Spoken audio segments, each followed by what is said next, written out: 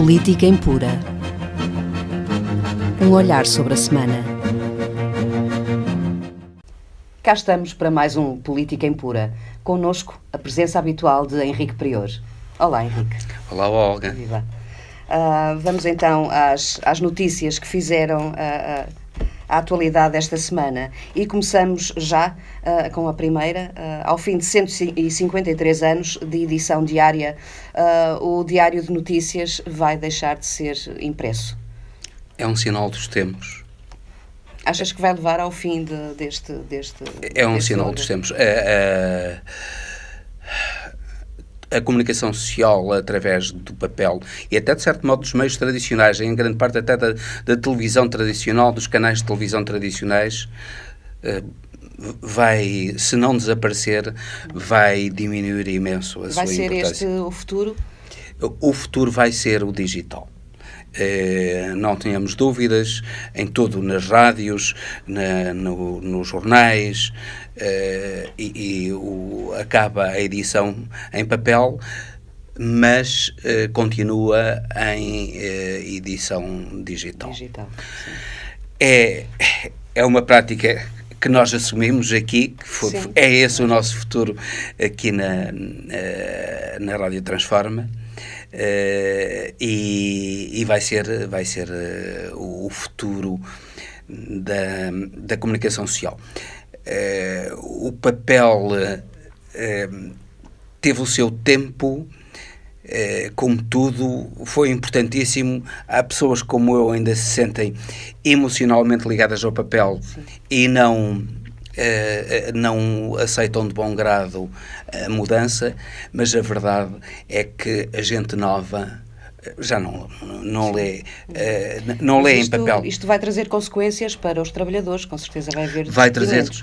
Vai haver despedimentos, há despedimentos, mas simultaneamente poderá haver nova criação de empregos, porque vai continuar em suporte digital. Portanto, haverá uma parte do emprego que não se perde. Há colaboradores que se vão manter, particularmente bons jornalistas que se vão manter no jornal. Não tenho números dos que se vão manter, mas vão-se manter. Claro que o trabalho das tipografias é que vai diminuir, e aí é outro mundo. Vai fazer sentir. E aí também se vai fazer sentir. Aquela profissão extremamente honrosa do tipógrafo que deu tanto à humanidade. Sim. Neste momento está em queda livre. Esperamos que o Diário de Notícias vai ter uma edição semanal, vai passar a semanário, é a edição em papel.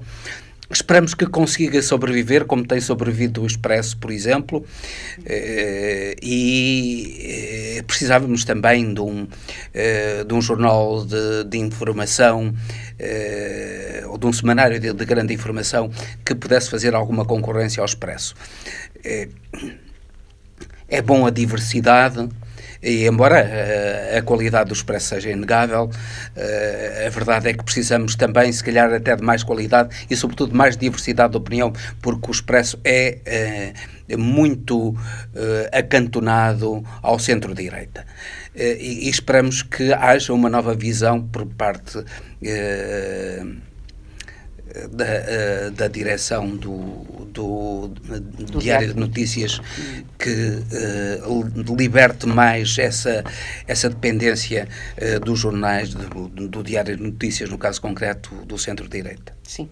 Entretanto, tivemos também a visita do Presidente da República aos Estados Unidos da América. Foi notável. Desde logo há uma coisa que não é muito notado pelos portugueses.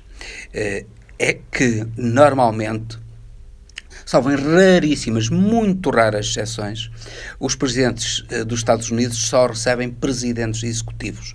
Não recebem presidentes como o presidente português, que não tem uma função executiva comum, que não é presidente e simultaneamente primeiro-ministro, como sucede nos Estados Unidos. E isso foi um trabalho notável da diplomacia portuguesa. Não sei, não tenho informações da diplomacia da Presidência da República ou da diplomacia do Governo ou das duas juntas. Gostaria que fosse da diplomacia da Presidência da República e do Governo juntas, e conseguiram essa reunião. A verdade é que a reunião foi absolutamente notável. Foi absolutamente notável, sobretudo por aquele aspecto picaresco de o Trump fazer a figura de absolutamente ignorante relativamente a Portugal.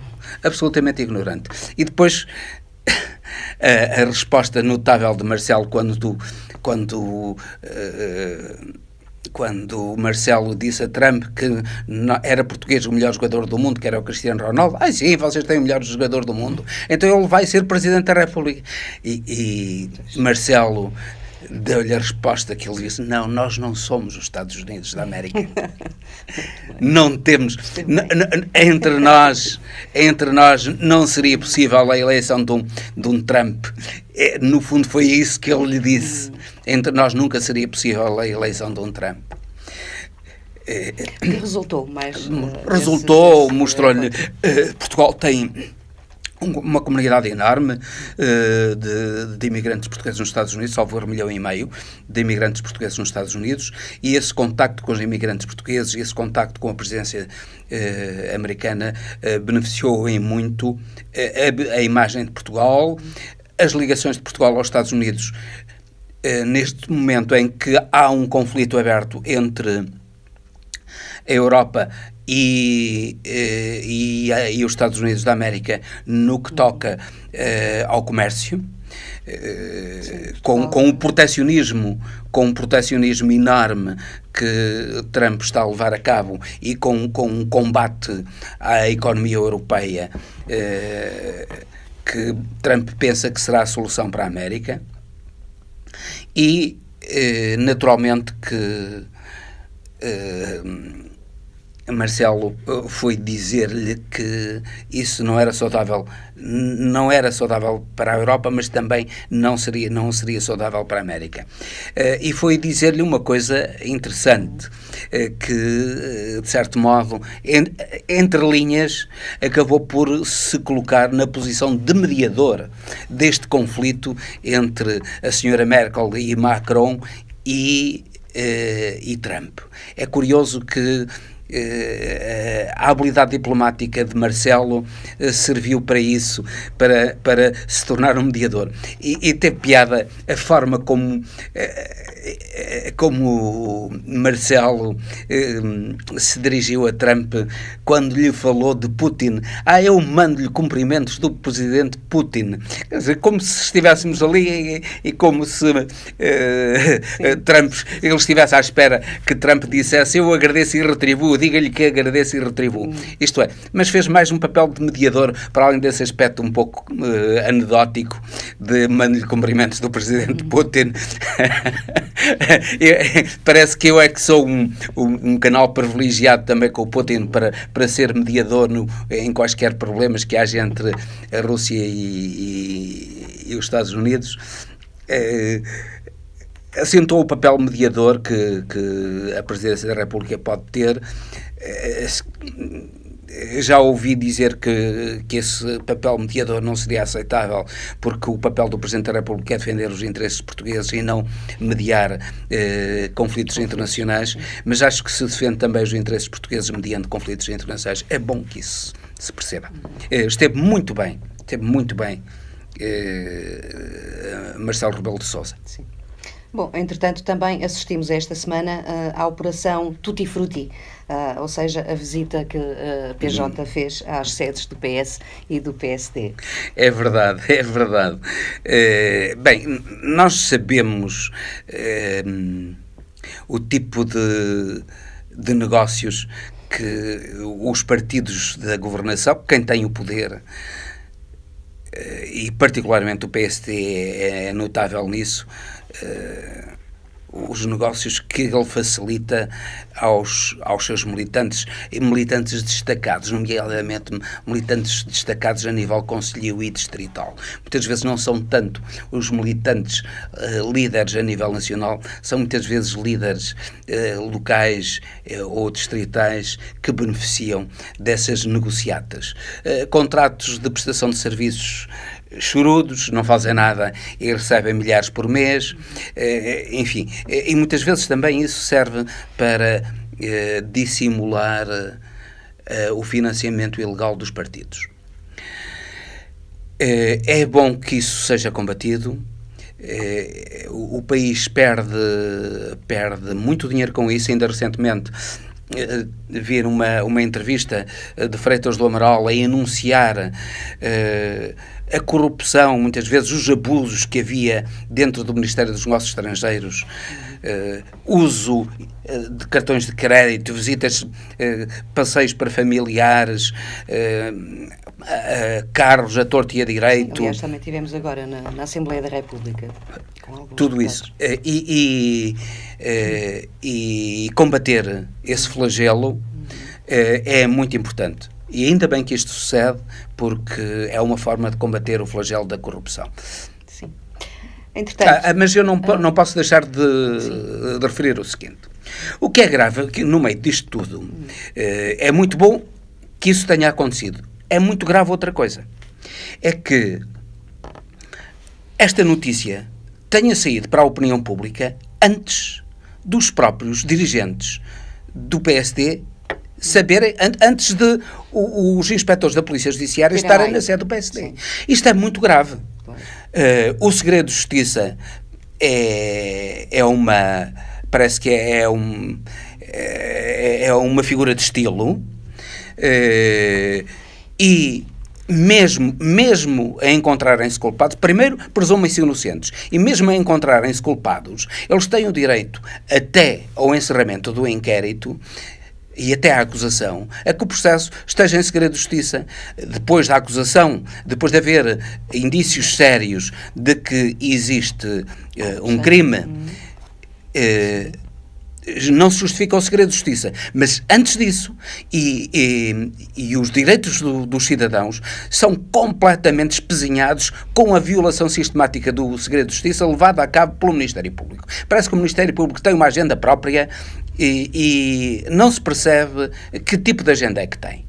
Isso deve ser combatido, e eu não vi nenhum procurador até hoje a ser condenado por violação do segredo de justiça. Nem nenhum juiz, nem juiz de instrução criminal, ou outros, ou até funcionários judiciais, a não ser recentemente um funcionário judicial, ou uns funcionários judiciais, num caso concreto. Mas eu não vi. E isso é muito grave. Isso significa a incapacidade da justiça de defender os cidadãos e de se defender a ela própria dos crimes que são praticados dentro dela própria. Porque isso, a violação do segredo de justiça, é um crime. É incapaz, a justiça portuguesa é incapaz de combater os crimes praticados dentro da própria justiça. Isso é muito grave, e é pena que uma operação judicial importante como esta se veja manchada pela violação dos elementares direitos dos cidadãos consagrados constitucionalmente. É importante alertar a população portuguesa para isto e para os próprios órgãos de informação também. Sim. Entretanto, esta semana, José Tolentino de Mendonça foi para a Biblioteca do Vaticano, e o António Vitorino para a Organização Internacional das Migrações. Foram, sem dúvida nenhuma, duas. Repare-se que nós já temos neste momento António Guterres, secretário-geral das Nações Unidas, e temos duas pessoas, dois portugueses, o padre Tolentino de Mendonça como bibliotecário do Vaticano. É algo absolutamente extraordinário. O acesso à biblioteca... O acesso, ser bibliotecário, o acesso a dirigir a grande biblioteca do Vaticano, é absolutamente notável para um português. É uma honra enorme para Portugal. E também para António Vitorino. Guterres já tinha estado na Organização dos Refugiados e no Comissariado, foi alto comissário para os refugiados. E agora António Vitorino segue nas migrações. Tudo isto enaltece Portugal e é um reconhecimento das capacidades dos portugueses a nível mundial. Entretanto, ocorreu também a morte de José Tengarrinha. A morte de José Tengarrinha, um grande lutador, um homem que demonstra uma coragem enorme em tempos de ditadura. Uma coragem de defrontar a ditadura de Salazar e de Caetano, de modo que honra os portugueses e honra a dignidade deste país, porque ainda há houve homens como Manuel Tengarrinha, e certamente que terá os seus émulos no presente, pessoas capazes de lutar como ele, com coragem, com dignidade, contra a opressão.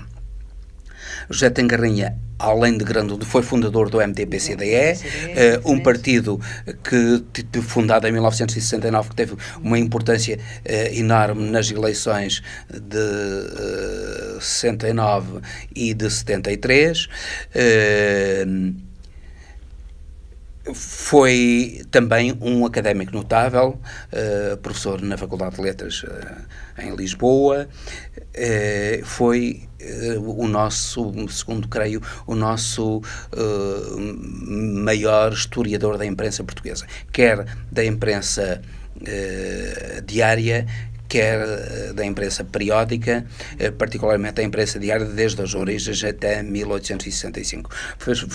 São trabalhos de investigação histórica absolutamente notável, que honram em muita historiografia portuguesa e que honram um académico notável, que para além de homem notável, em dignidade, em liberdade, era um homem livre, profundamente livre. Sim.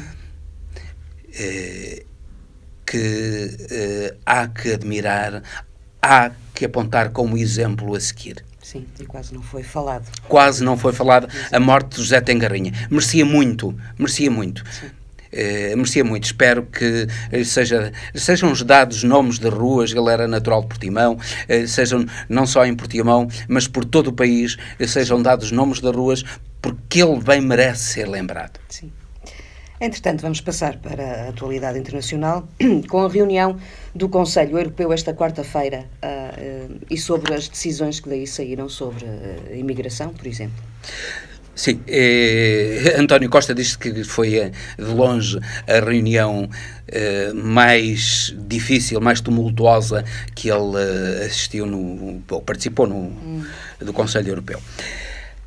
E isso sucedeu sobretudo por causa da posição da Itália, do primeiro-ministro italiano Giuseppe Conte, que pretendeu alterar completamente a política migratória da União Europeia. De certo modo, havia dois grupos dentro da União Europeia. O grupo de Visegrado, que engloba nomeadamente a Áustria, a Polónia, a Eslovénia e a Hungria, que são a favor do fecho total das fronteiras, ao contrário, nomeadamente, do eixo Paris-Berlim, que é favorável à abertura das fronteiras europeias e à solidariedade europeia para com os povos africanos, em particular para com os povos do Magreb. Giuseppe Conte alinhou, não totalmente, mas parcialmente, com as posições daqueles grupos de extrema-direita, com os países que têm políticas de extrema-direita, como esses países do grupo de Visegrado, a Polónia, nomeadamente, a Áustria e a Hungria e a Eslovénia. mas acabou por se encontrar um consenso. O consenso não foi o melhor. Ficou longe da política de solidariedade e dos interesses da própria Europa. A Europa ainda parece não ter percebido uma coisa, é que é um continente envelhecido e precisa de população, precisa de migrantes, sobretudo migrantes em idade ativa, que aumentem a população ativa nos países europeus, por exemplo, que tem diminuído em Portugal, em Espanha e em outros países, e que a Europa precisa deles. Ora, de certo modo, aquilo que se fez foi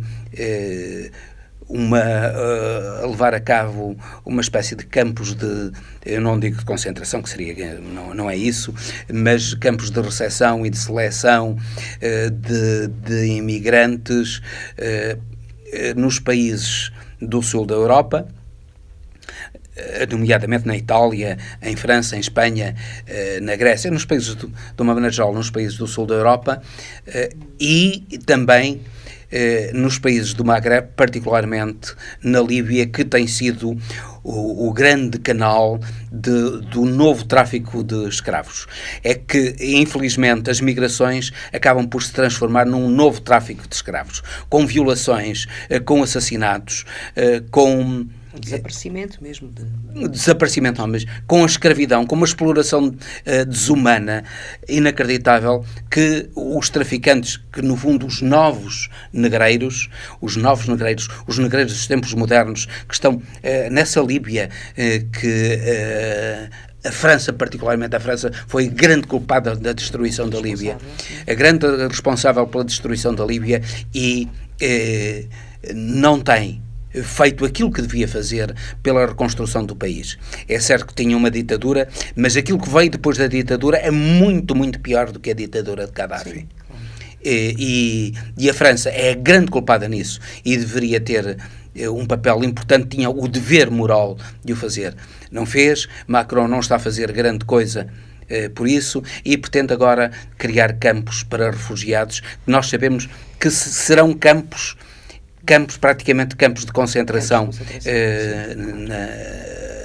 na Líbia e nos países do norte da África.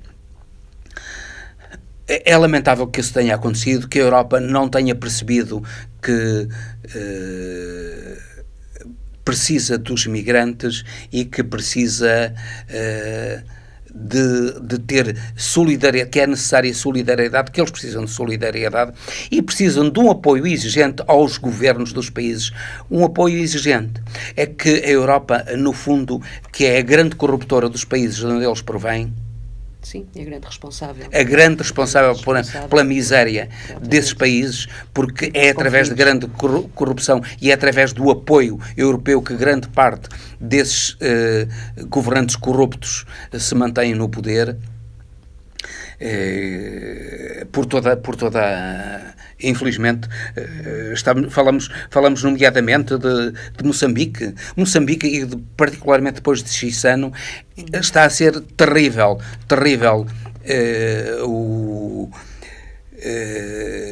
a corrupção em Moçambique.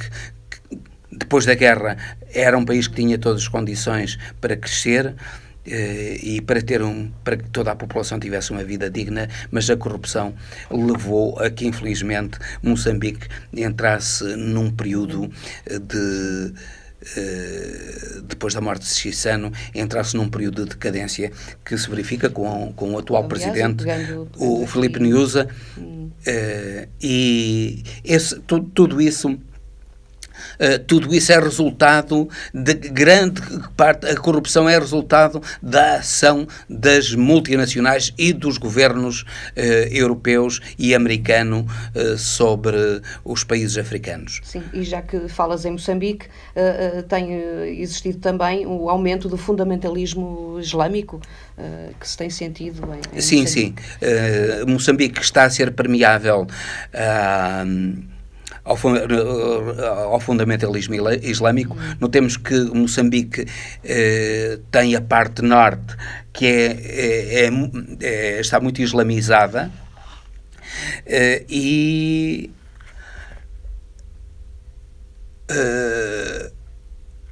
a corrupção, a ausência de perspectivas de futuro na população do norte de Moçambique,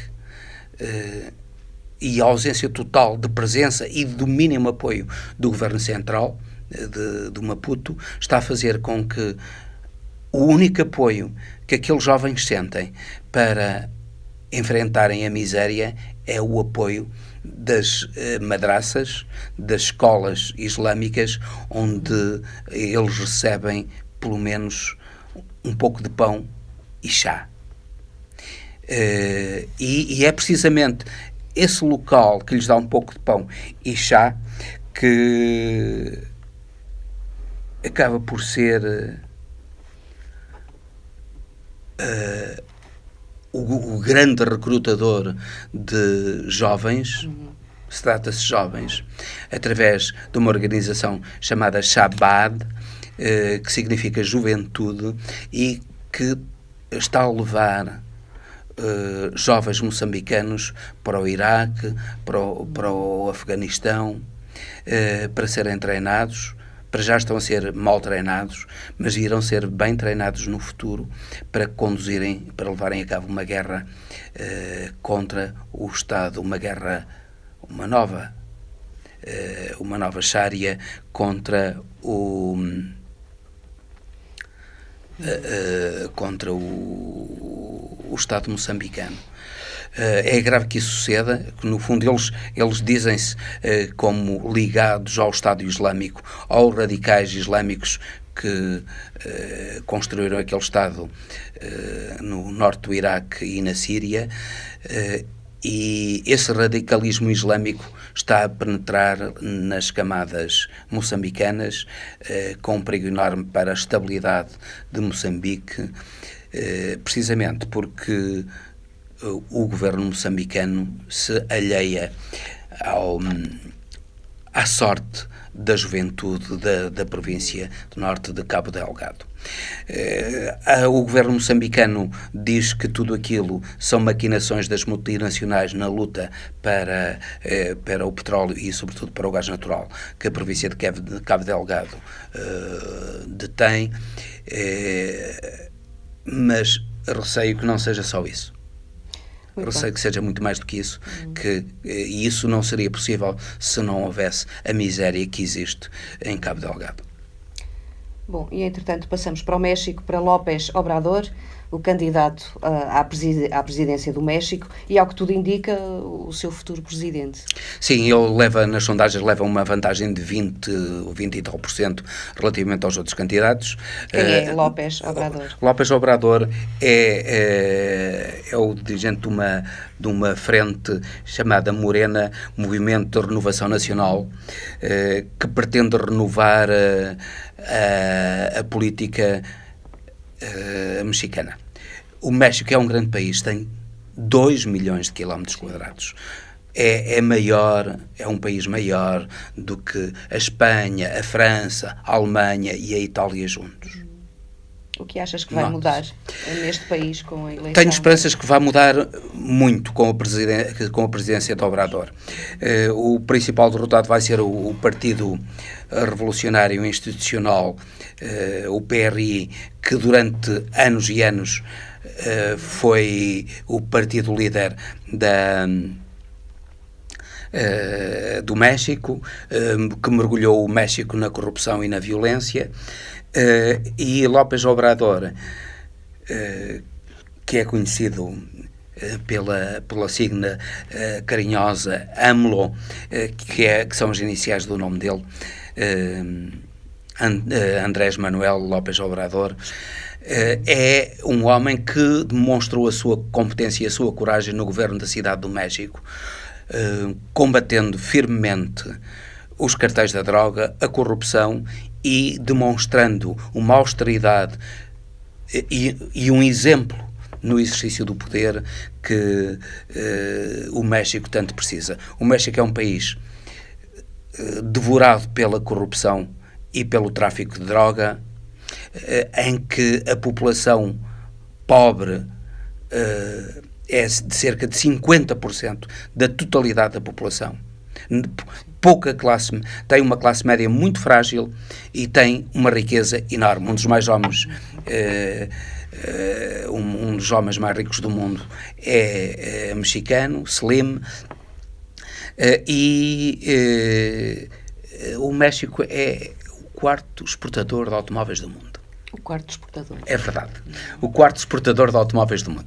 Isso não é conhecido pelos europeus, mas é verdade. O quarto exportador de automóveis do mundo.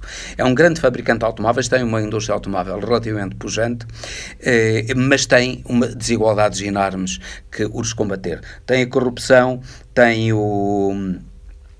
É muito conhecida também a violência contra as mulheres? É conhecida a violência contra as mulheres, o tráfico de droga.